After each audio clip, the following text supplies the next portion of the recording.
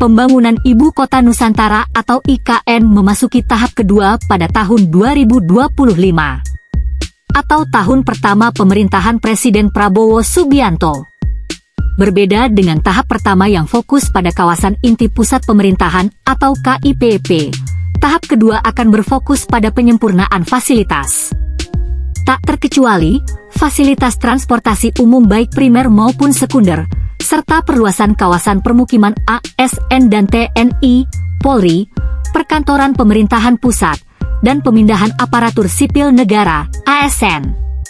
Sejalan dengan itu, Presiden Prabowo menargetkan IKN mampu menjadi ibu kota pada tahun 2028.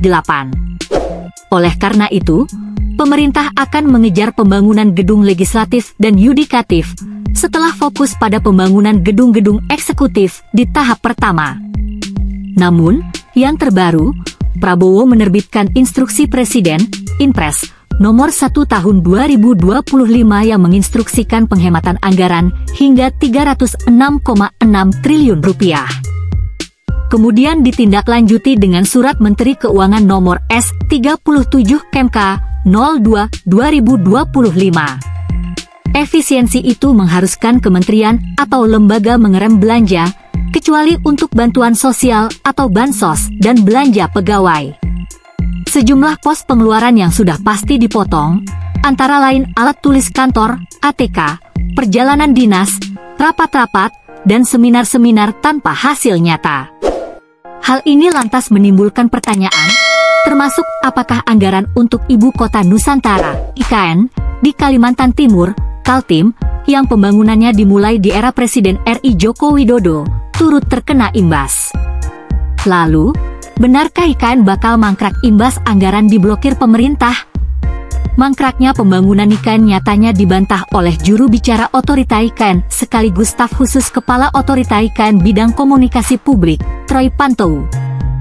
Kementerian PU beri penjelasan. Troy justru menjelaskan bahwa tahap kedua pembangunan IKN akan difokuskan pada pembangunan ekosistem yudisial dan legislatif serta infrastruktur pendukung lainnya.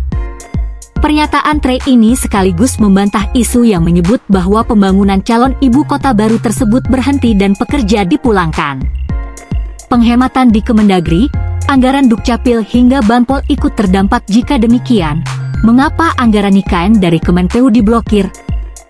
Pemblokiran anggaran Kementerian Pekerjaan Umum, PU, IKN dilakukan karena adanya efisiensi.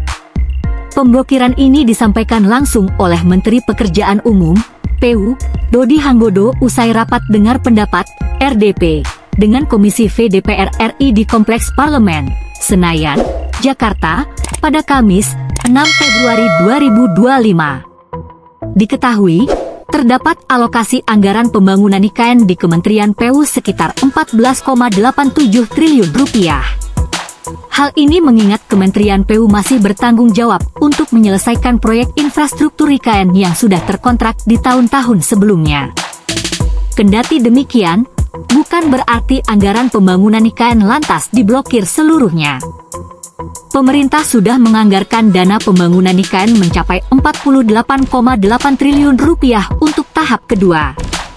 Terkait anggaran IKN di Kementerian PU, Wakil Menteri Diana Kusumastuti menyatakan bahwa pemblokiran tersebut merupakan hal yang wajar dalam pencairan anggaran pendapatan dan belanja negara, APBN. Namun, ini bukan akhir dari segalanya mengingat pihaknya akan melakukan rapat kerja dengan DPR RI untuk membuka blokir tersebut.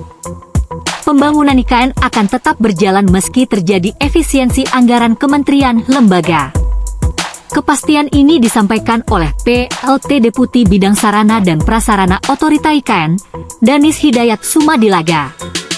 Dia bilang, pembangunan IKN tetap berjalan, bahkan telah memasuki tahap 2 periode 2025 hingga 2029. Basuki Hadimulyono pun menyatakan hal serupa saat menemui Presiden Prabowo Subianto di Kompleks Istana Kepresidenan Jakarta beberapa waktu lalu.